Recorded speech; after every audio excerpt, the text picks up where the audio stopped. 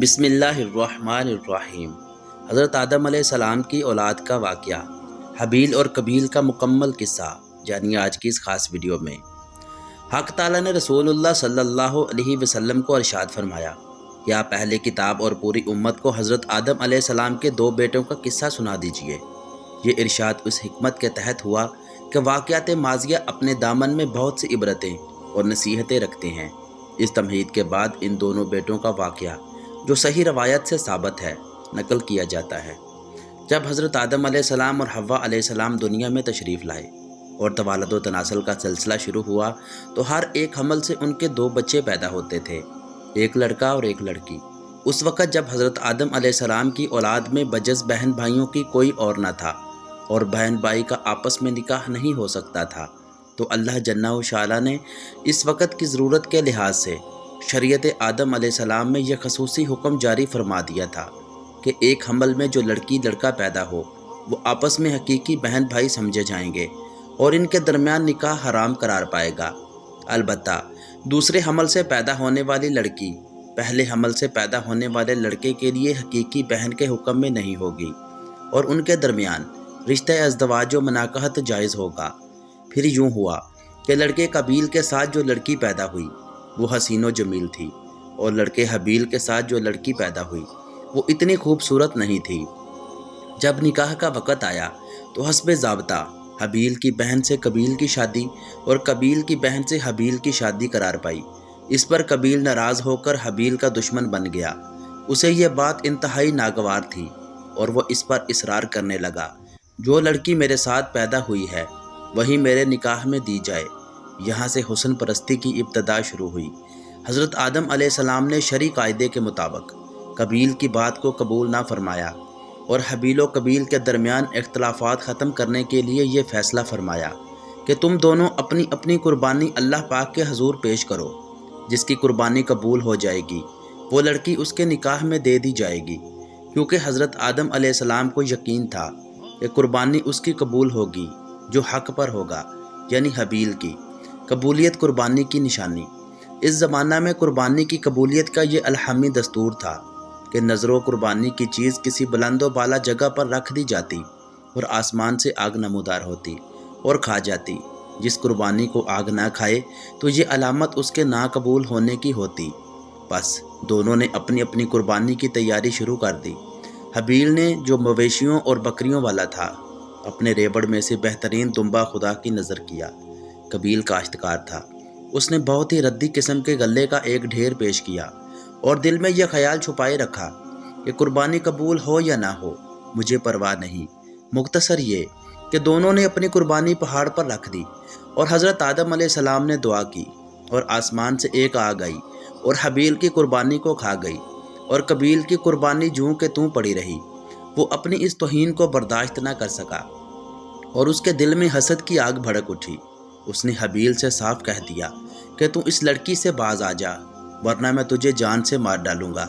جو لوگ غرض کے دیوانے ہوتے ہیں وہ سوائے اس کے کہ کچھ نہیں جانتے کہ جس طرح بھی ہو سکے ان کی خواہش پوری ہو، اس کے سوا اس کو کچھ نہیں سوچتا تھا کہ وہ اپنے بھائی کو قتل کرے اور پھر اپنی مراد حاصل کرے۔ حابیل سے اس نے کہا، میں تجھ کو قتل کیے بغیر نہ چھوڑوں گا تاکہ تو مراد کو نہ پہنچے۔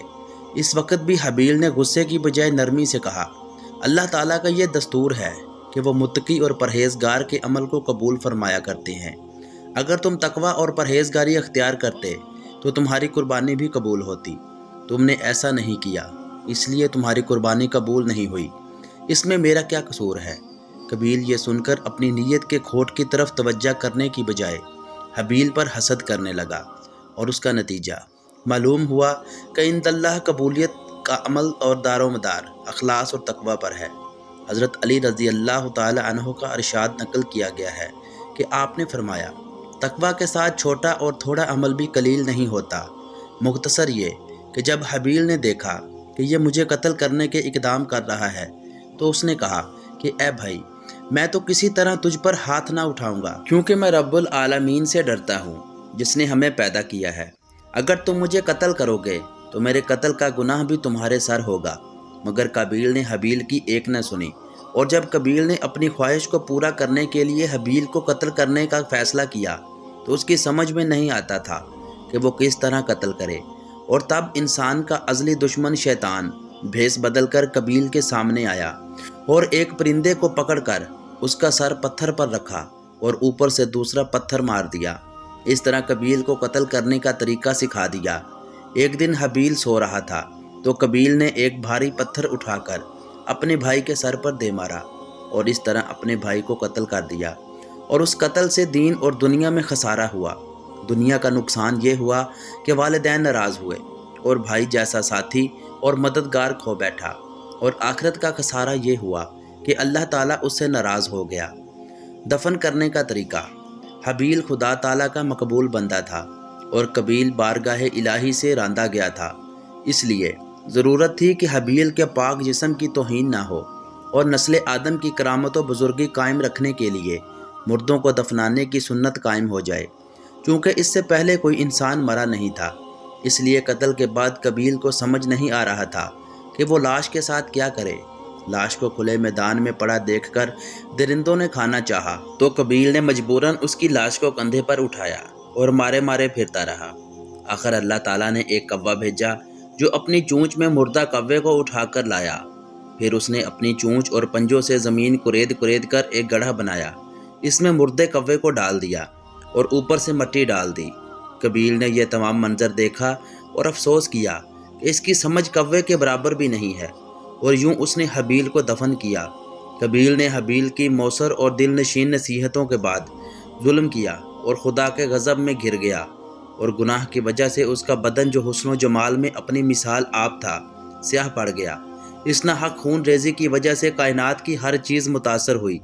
درخت خاردار ہو گئے، کھانے سڑنے لگے، پھلوں میں ترشی پیدا ہو گئی، اور پانی شور ہو گیا، اور زمین غبار آلود ہو گئی۔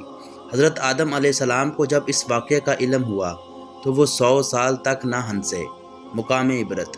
حدیث میں آتا ہے کہ 2 گناہ ایسے ہیں کہ ان کا بدلہ آخرت سے پہلے دنیا میں بھی ملتا ہے۔ ایک تو کسی کو ناحق مارنا، اور دوسرا رشتہ داروں کو ستانا۔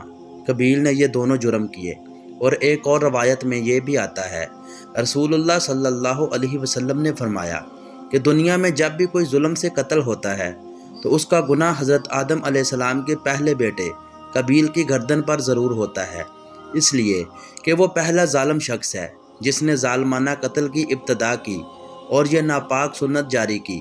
ان احادیث سے یہ حقیقت ہم پر آشکار ہوتی ہے کہ انسان کو اپنی زندگی میں ہرگز کسی گناہ کی ایجاد نہیں کرنی چاہیے، نہیں تو اس کا گناہ اس کے سر ہوتا ہے۔ مزید ایسے واقعات اور قصص الانبیاء کے لیے چینل کو سبسکرائب کر کے بیل نوٹیفیکیشن دبائیں۔